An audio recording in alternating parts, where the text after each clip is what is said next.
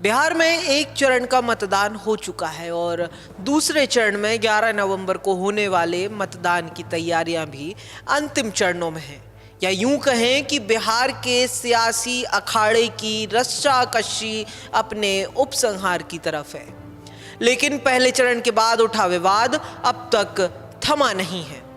पहले चरण का जब मतदान 6 नवंबर को 121 सीटों पर हुआ तो उसके एक दिन पहले ही लोकसभा में नेता विपक्ष राहुल गांधी ने बीजेपी पर वोट चोरी और बीजेपी नेताओं और उनके परिवार से जुड़े लोगों पर एक से ज़्यादा बार या एक से ज़्यादा स्थानों पर वोट डालने के आरोप अपनी एच फाइल्स वाली प्रेस कॉन्फ्रेंस में लगाए थे। लिहाजा अगले दिन जब वोटिंग हुई तो कांग्रेसी तैयार बैठे थे ऐसे बीजेपी के लोगों को खोजने में, और कुछ ऐसे मामले कांग्रेस लाइमलाइट में लाने में सफल भी काफी हद तक हुई भी। इनमें से जो सबसे बड़ा मुद्दा बना वो बीजेपी और बीजेपी के गठबंधन से जुड़े हुए दो नेताओं का था। एक तो बीजेपी के पूर्व राज्यसभा सांसद और संघ के करीबी माने जाने वाले प्रोफेसर राकेश सिन्हा, और दूसरा मामला सबसे ज्यादा जो चर्चाओं में रहा वो एलजेपी की सांसद शांभवी चौधरी का था। दोनों ही मामलों में आरोप एक व्यक्ति दो वोट के विपक्ष ने लगाए। पहला तो प्रोफेसर राकेश सिन्हा का मामला था। राकेश सिन्हा संघ से लंबे समय से जुड़े रहे और बीजेपी के राज्यसभा के सांसद भी रहे।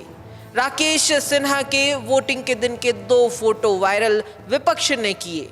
वैसे तो ये दोनों फोटो खुद राकेश सिन्हा ने ही पोस्ट किए थे, लेकिन एक दिन पहले ही राहुल गांधी के किए एक व्यक्ति दो वोट वाले नैरेटिव को सूट करते दिखे। एक फोटो में राकेश सिन्हा 6 नवंबर को बिहार विधानसभा चुनाव में अपने पैतृक गांव में वोट डालते दिखे, तो दूसरा फोटो उनके सोशल मीडिया पर कुछ महीने पहले यानी फरवरी 2025 को पोस्ट किया गया, जिसमें उन्होंने दिल्ली के विधानसभा चुनाव में वोट डालने की बात कही।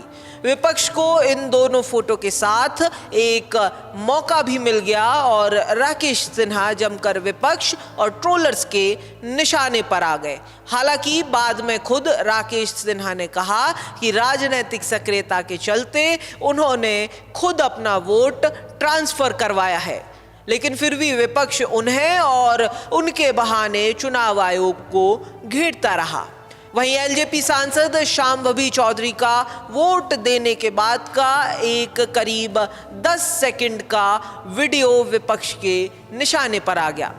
वीडियो में शांभवी अपने परिवार के साथ वोट देने के बाद फोटो के लिए पोज कर रही थी कि तभी उनके दोनों हाथों में लगी मतदान की स्याही निशाने पर आ गई। हालांकि विवाद जब बढ़ा तो चुनाव आयोग ने भी एक स्पष्टीकरण जारी किया और डीएम पटना ने इसको लेकर जवाब दिया। आयोग ने कहा कि पहले गलती से शांभवी के दाएं हाथ में स्याही लग गई थी, लेकिन बाद में उसी समय गलती सुधार ली गई थी, इसलिए उनके दोनों हाथों में स्याही का निशान था। बहरहाल इस चुनाव में ये तो पहले से ही साफ था कि अब ईवीएम की जगह बड़ा मुद्दा विपक्ष वोट चोरी को बनाएगी, लेकिन निशाने पर खुद बीजेपी या बीजेपी के साथ उसके गठबंधन के नेता आ जाएंगे, ये तो शायद खुद बीजेपी ने भी ना सोचा होगा।